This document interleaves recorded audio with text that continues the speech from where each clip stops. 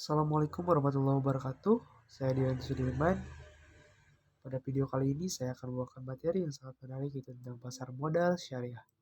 Nah, biar tidak penasaran apa itu pasar modal syariah, kita akan langsung saja kepada pembahasannya. Nah, di sini sebelumnya kita mengulas tentang definisi dari pasar modal terlebih dahulu.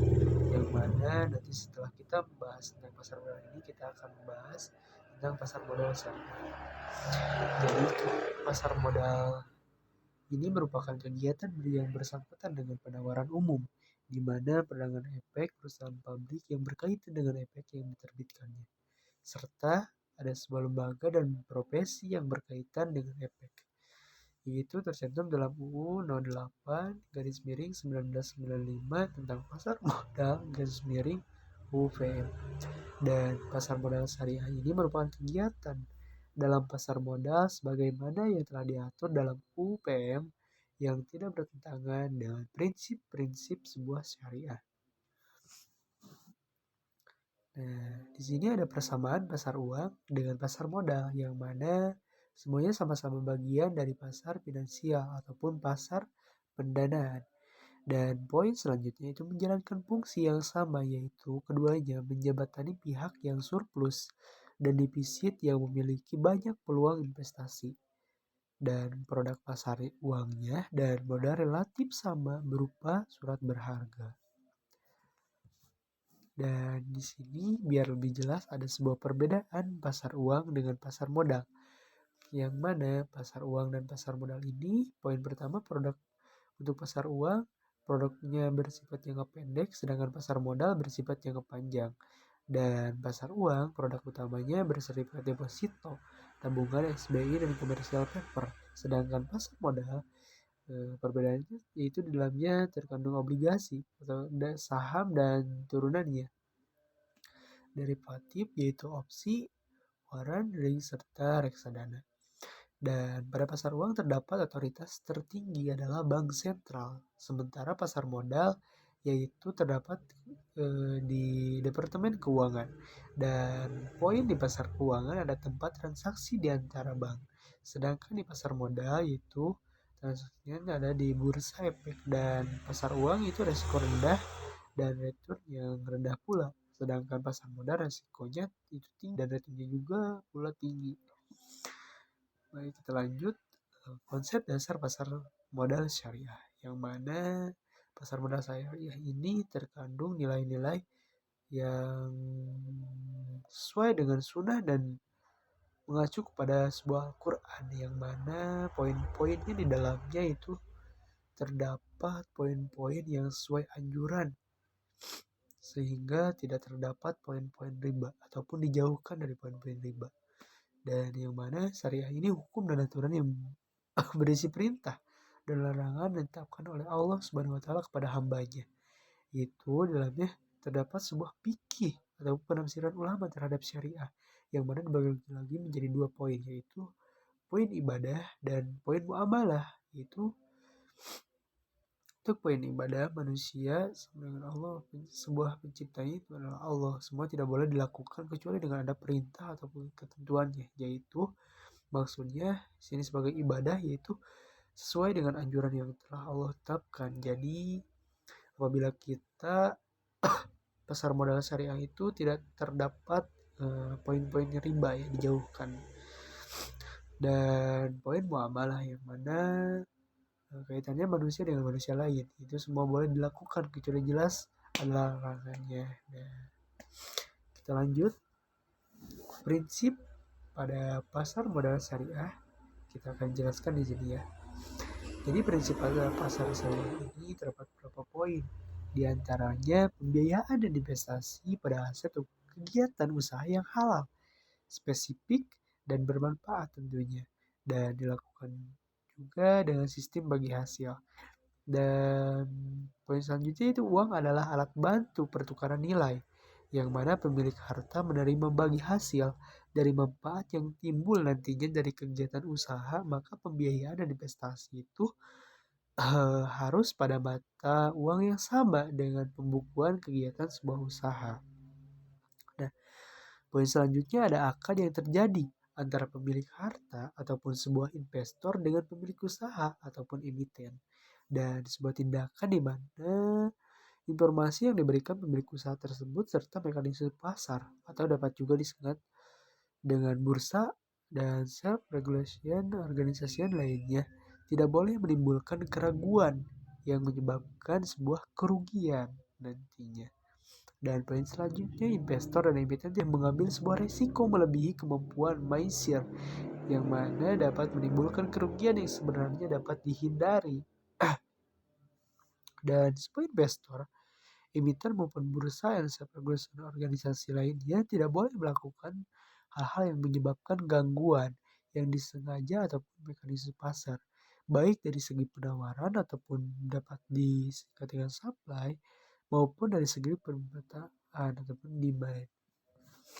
Dan di sini saya membawakan sebuah perbandingan yang mana parameternya terdapat landasan hukum ditinjau dari indeks saham dan pembatasan transaksinya.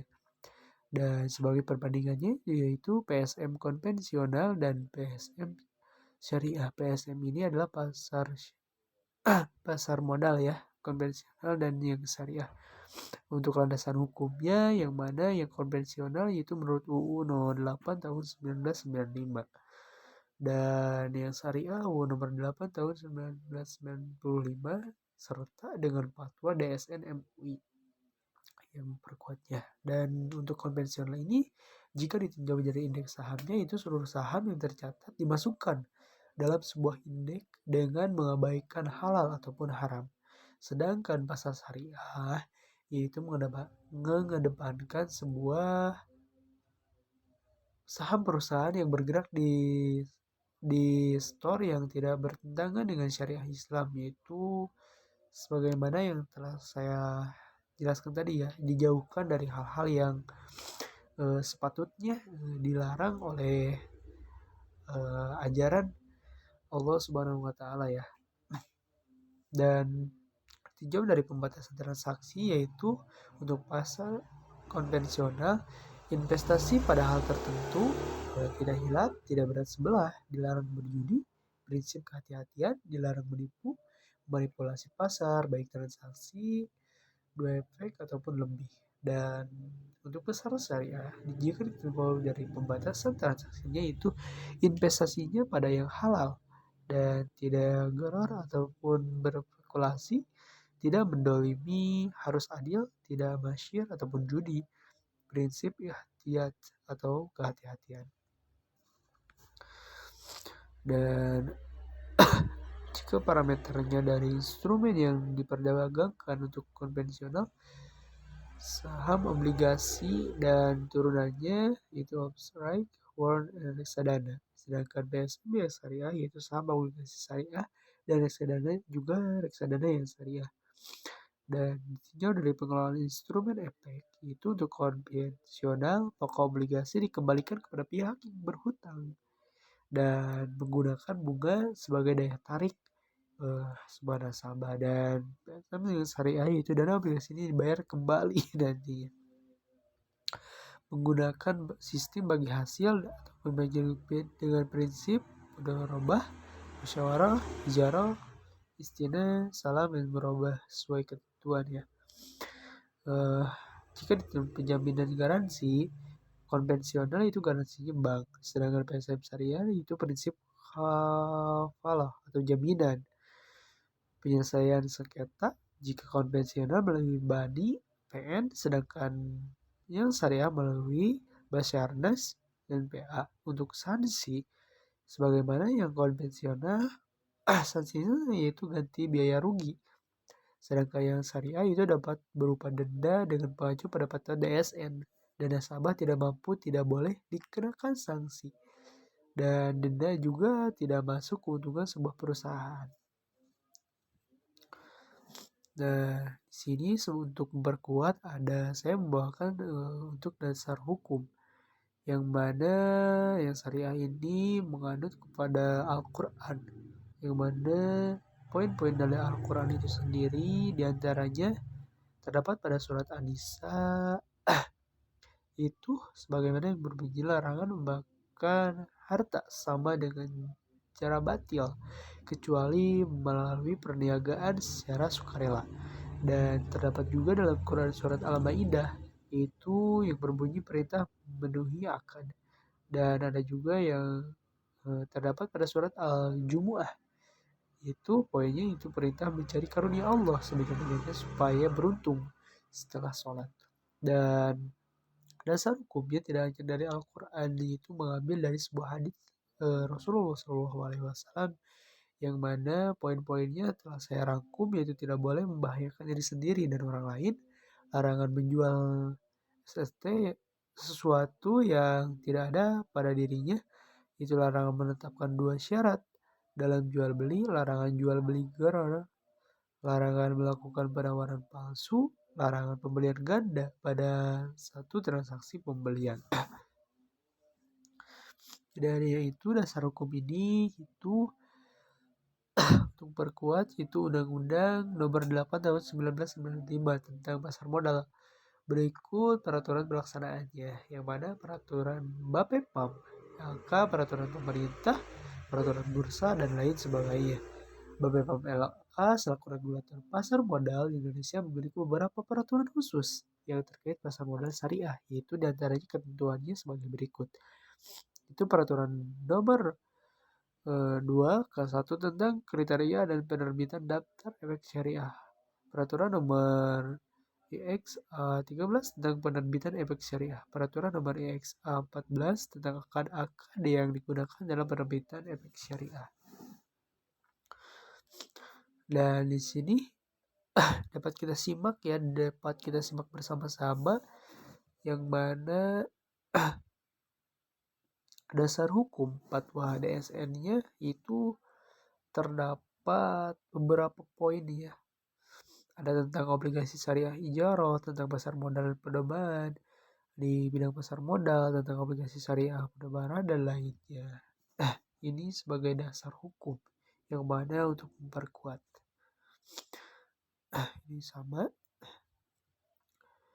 Nah, di sini ada efek syariah, yang mana syariah yang berupa efek yang peraturan pelaksanaannya itu sebagai akad, cara, dan kegiatan usaha yang menjadi landasan pelaksanaannya tidak bertentangan dengan prinsip-prinsip syariah yang telah diterbitkan di pasar modal Indonesia, meliputi saham syariah, sukuk, dan unit penyertaan dan reksadana syariah, yang mana poin-poin ini akan kita bahas pada pembahasan selanjutnya.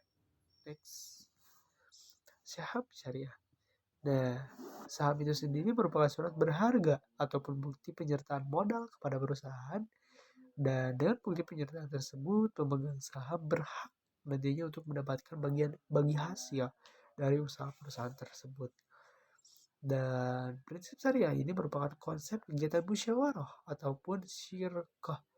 Dan kategori saham syariah, jika saham ini diterbitkan oleh emiten dan perusahaan publik, maka yang kegiatan usaha dalam anggaran dasarnya tidak bertentangan dengan prinsip-prinsip syariah, dan yang kegiatan usahanya tidak menyatakan dalam anggaran dasarnya tidak bertentangan dengan prinsip-prinsip syariah, namun di dalamnya memenuhi kriteria sebagai berikut. Itu kegiatan usahanya tidak bertentangan dengan prinsip syariah yang tadi, yaitu diatur dalam peraturan EXA 13. Rasio totalnya berbasis bunga berbandingan total ekuitas tidak lebih dari 82%. Dan rasio totalnya pendapatan bunga total pendapatan tidak halal. Tidak halal lainnya dibandingkan total pendapatan usaha dan total pendapatan lainnya tidak lebih dari 10% ya. Poin itu ya.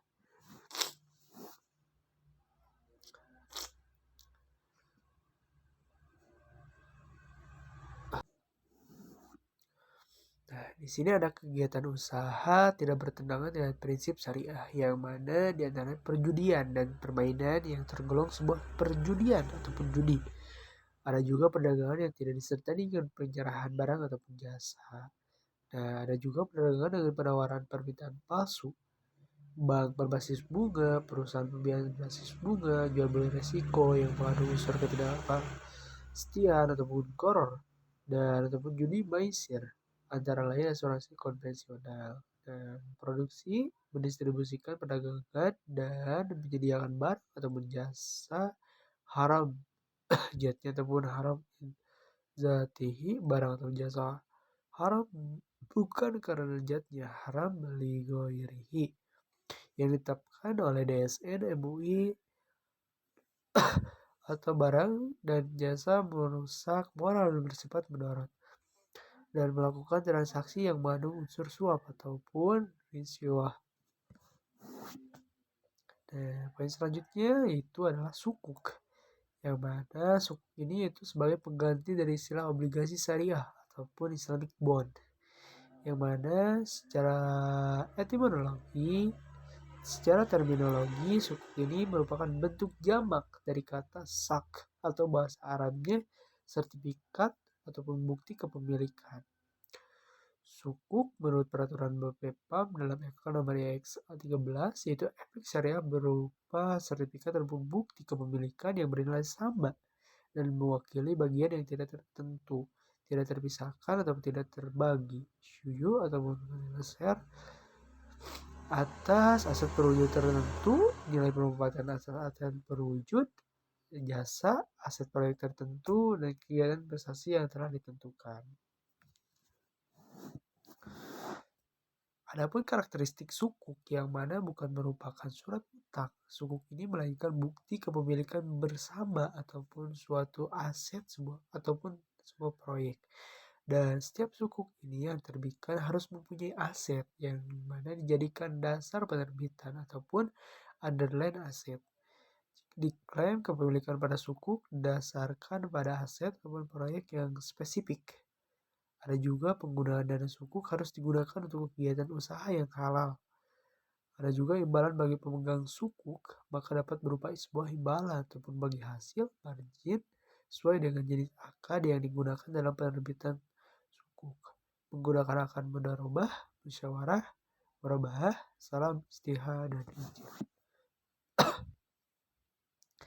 Jenis-jenis sukuk berdasarkan standar syariah AOIV ataupun kepanjangannya Accounting and Auditing Organizing for Islamic Financial Institutional nomor 17 tentang investment sukuk terdiri dari 9 poin, yang mana sertifikat kepemilikan dalam aset yang disewakan, sertifikat kepemilikan atas manfaat itu di dalamnya ada 4 poin, yang mana sertifikat kepemilikan atas manfaat aset yang telah ada, sertifikat kepemilikan atas manfaat aset di masa depan, sertifikat kepemilikan atas jasa pihak tertentu, dan sertifikat kepemilikan atau jasa di masa depan, sertifikat salam, sertifikat istihna, sertifikat murabahah, sertifikat musyarakah, sertifikat mujaro, sertifikat musako, sertifikat mugharosa.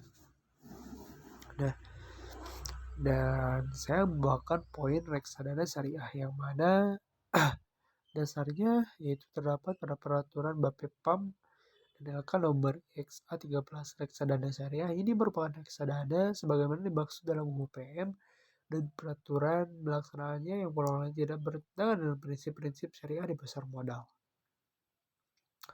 Sebagaimana reksadana syariah ini merupakan salah satu alternatif investasi bagi masyarakat pemodal, khususnya pemodal kecil dan pemodal yang tidak memiliki banyak waktu dan keahlian untuk menghitung risiko ataupun atas investasi mereka, dan sebuah sarana untuk menghimpun dana dari masyarakat yang memiliki modal ataupun mempunyai keinginan untuk melakukan investasi namun hanya memiliki waktu dan pengetahuan yang terbatas.